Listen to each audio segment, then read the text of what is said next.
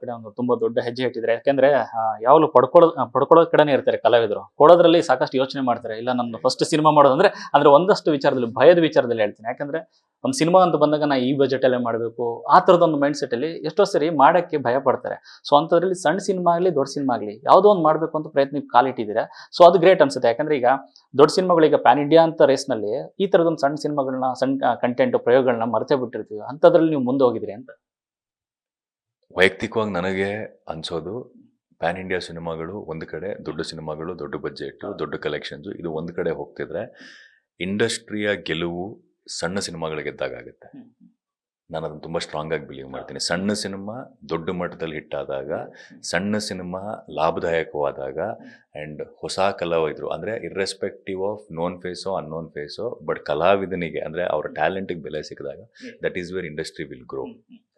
That is what I believe in. And ಪ್ರತಿಯೊಂದು ಸ್ಕ್ರಿಪ್ಟನು ಅದಕ್ಕೆ ಇಷ್ಟೇ ಡಿಮ್ಯಾಂಡ್ ಮಾಡುತ್ತೆ, ನನಗೆ ಇಷ್ಟೇ ಬಜೆಟ್ ಬೇಕು ಅಂತ. ನಾವು ಸಿನಿಮಾನ ದೊಡ್ಡದಾಗಿ ಮಾಡಬೇಕು ಅಂತ ಹೇಳಿ ಹೆಚ್ಚಿಗೆ ದುಡ್ಡು ಹಾಕೋದಾಗ್ಲಿ ಅಥವಾ ಆ ಸಿನಿಮಾನ ನಾವು ಒಂದು ಬಜೆಟಲ್ಲಿ ಕನ್ಸ್ಟೆಂಟ್ ಮಾಡಬೇಕು ಅಂದಾಗಲೇ ಸಿನಿಮಾ ಹಾಳಾಗೋದು. ಪ್ರತಿಯೊಂದು ಸ್ಕ್ರಿಪ್ಟ್ಗೂ ಅದರದೇ ಆದ ಒಂದು ವ್ಯಾಲ್ಯೂ ಅಂದರೆ ಇಷ್ಟು ದುಡ್ಡು ಬೇಕು ಅಂತ ಇರುತ್ತೆ ಆ ಸ್ಕ್ರಿಪ್ಟ್ ಬರೀಬೇಕಾದ್ರೆ. ಪ್ರಾಬ್ಲಿ ಅಷ್ಟ್ರ ಮಾತ್ರ ಇನ್ವೆಸ್ಟ್ ಮಾಡಬೇಕಾಗುತ್ತೆ. That is a very right thing, ಸಣ್ಣದು ದೊಡ್ಡದು ಅನ್ನೋದಕ್ಕಿಂತ. ಸೊ ಈ ಸ್ಕ್ರಿಪ್ಟಿಗೆ ಇಷ್ಟೇ ಬೇಕಾಗಿದ್ದು. ಈ ಸ್ಕ್ರಿಪ್ಟ್ ನಾನು ಏನು ಇನ್ವೆಸ್ಟ್ ಮಾಡಿದ್ದೀನಿ, ನಿಮ್ಗೆ ಅನ್ನಿಸುತ್ತೆ ಸಿನಿಮಾ ನೋಡಿದಾಗ ಸಣ್ಣ ಸಿನಿಮಾನ ಅಂತ, ಬಟ್ ಡೆಫಿನೆಟ್ಲಿ ನಾಟ್. ಸಣ್ಣ ಸಿನಿಮಾ ತುಂಬ ಚಿಕ್ಕ ಬಜೆಟಲ್ಲಿ ಮಾಡಿದ್ದೀವಿ, ಡೆಫಿನೆಟ್ಲಿ ಇಲ್ಲ. ಇದು ನಾನಲ್ಲ ಪ್ರಾಬ್ಲಮ್, ನಮ್ಮ ಡೈರೆಕ್ಟರ್ ಅಥವಾ ನಮ್ಮ ಟೀಮ್ ಮೆಂಬರ್ಸ್ ಹೇಳಿದ್ರೆ ಇನ್ನೂ ಇಟ್ ಮೇಕ್ಸ್ ಸೆನ್ಸ್. ಬಟ್ ನಾವೆಲ್ಲೂ ಈ ಸಿನಿಮಾಗೆ ಏನು ಬೇಕು ಯಾವುದನ್ನು ಕಮ್ಮಿ ಮಾಡಿಲ್ಲ. ಈ ಸ್ಕ್ರಿಪ್ಟ್ ಏನು ಡಿಮ್ಯಾಂಡ್ ಮಾಡಿದೆ, ಈ ಸ್ಕ್ರಿಪ್ಟ್ ಏನನ್ನೆಲ್ಲ ಬೇಕು ಅಂತ ಹೇಳಿದೆ, we have provided everything. This is not something like small cinema, ಸಣ್ಣ ಬಜೆಟ್ ಸಿನಿಮಾ. ಈ ಸ್ಕ್ರಿಪ್ಟಿಗೆ ಏನು ಬೇಕೋ ಅದು ಕಂಪ್ಲೀಟ್ ಕೊಟ್ಟಿದ್ದೀವಿ ಆ್ಯಂಡ್ ಒಂದು ಪ್ರಾಪರ್ ಪ್ಯಾಕೇಜ್ ಎತ್ಕೊಂಡು ಬರ್ತಾ ಇದ್ದೀನಿ ಥಿಯೇಟ್ರಿಗೆ. ಆ್ಯಂಡ್ ಇದು ಥಿಯೇಟ್ರಿಕಲ್ ಎಕ್ಸ್ಪೀರಿಯನ್ಸ್ ಸಿನಿಮಾ. ನಿಮ್ಗೆ ಅನ್ನಿಸ್ಬೋದು ಓಕೆ ಓ ಟಿ ಟಿಲಿ ನೋಡ್ಬೋದಾ ನಾನು ಅಂತ.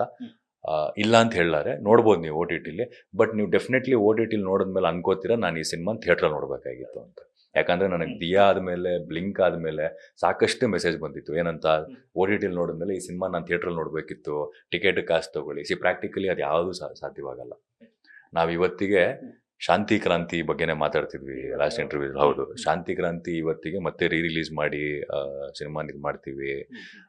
ಎಸ್ ಟ್ರೂ, ಅದು ಆ ಜೋಶ್ ಬರೋದಂದ್ರೆ ಆನೆಸ್ಟಾಗಿ ಏನೋ ಒಂದು ನಾವು ಪ್ರಯತ್ನ ಪಟ್ಟಾಗ ಅದು ಯಾವುದೇ ಕಾಲಘಟ್ಟದಲ್ಲೂ ಕೈ ಹಿಡಿಯುತ್ತೆ ಅನ್ನೋದು ಅದೊಂದು ಸಾಕ್ಷಿ. ಬಟ್ ಆದರೆ ಶಾಂತಿ ಕ್ರಾಂತಿ ಅವತ್ತೇ ಹಿಟ್ಟಾಗಿದ್ರೆ, ಅವತ್ತೇ ಜನ ನೋಡಿದ್ರೆ ಏನಾಗ್ತಿತ್ತೋ ಅದು ಇವತ್ತು ಮತ್ತೆ ಆಗುತ್ತಾ ಗೊತ್ತಿಲ್ಲ.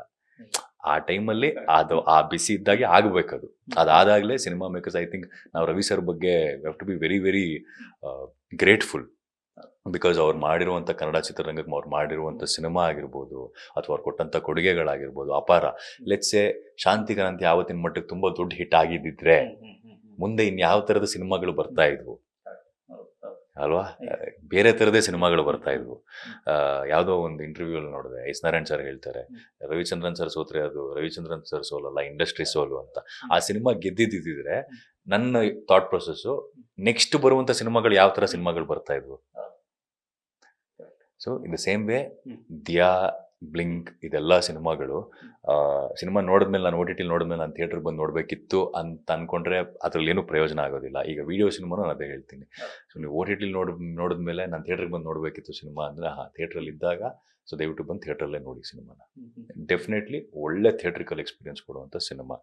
I am very sure, very confident.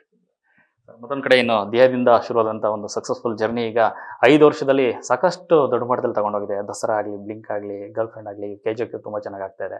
ಹೇಗೆ ಅನಿಸ್ತದೆ ಆಸ್ ಅ ನಟನಾಗಿ ತಮ್ಮ ಒಂದು ಕನಸುಗಳು, ಆಸೆಗಳೇನಿದೆ ಪರಿಪೂರ್ಣವಾಗಿ ಆಗ್ತಾ ಇದೆ, ಒಂದು ಮಟ್ಟಿಗೆ ಹೋಗ್ತಾ ಇದೆ ಅಂತ ಅನಿಸ್ತಿದೆ ದೀಕ್ಷಿತ್ ಅವ್ರಿಗೆ?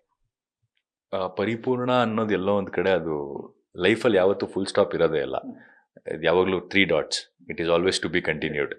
ಅದು ಮುಂದಕ್ಕೆ ಇನ್ನೊಂದೇನೋ ಮಾಡಬೇಕು, ಇನ್ನೊಂದೇನೋ ಹೊಸದಾಗಿ ಮಾಡಬೇಕು, ಇನ್ನೊಂದು ಥರ ಏನೋ ಮಾಡಬೇಕು ಅನ್ನೋದು ಯಾವಾಗಲೂ ಇದ್ದೇ ಇರುತ್ತೆ.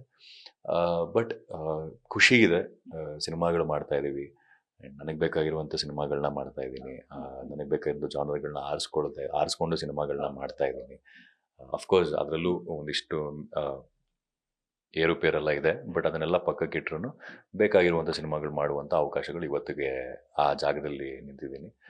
ಬಟ್ ಮುಂದಿನ ದಿನಗಳಲ್ಲಿ ಇನ್ನೂ ಬೇರೆ ಬೇರೆ ಆಲೋಚನೆಗಳಿದೆ, ಬೇರೆ ಬೇರೆ ಪಾತ್ರಗಳು, ಬೇರೆ ಬೇರೆ ಥರ ಸಿನಿಮಾಗಳು ಮಾಡಬೇಕನ್ನೋ ಆಲೋಚನೆಗಳಿದೆ. ಅದ್ರ ಬಗ್ಗೆ ಕೂಡ ಕೂತು ಆ ಕೆಲಸಗಳು ಕೂಡ ನಡೀತಾ ಇದ್ದಾವೆ. I feel like good. ಹೋಗ್ತಾ ಇದೆ. ಅಂದ್ರೆ ಒಂದಿಷ್ಟು ದೂರ ಬಂದಿದ್ದೀನಿ, ಬಟ್ ದಾರಿ ಇನ್ನೂ ತುಂಬಾ ದೂರ ಇದೆ ಹೋಗೋದು. ಸೊ ಆ ದಾರಿ ಮೇಲೆ ಕಾನ್ಸಂಟ್ರೇಟ್ ಮಾಡ್ತಾ ಇದ್ದೀನಿ.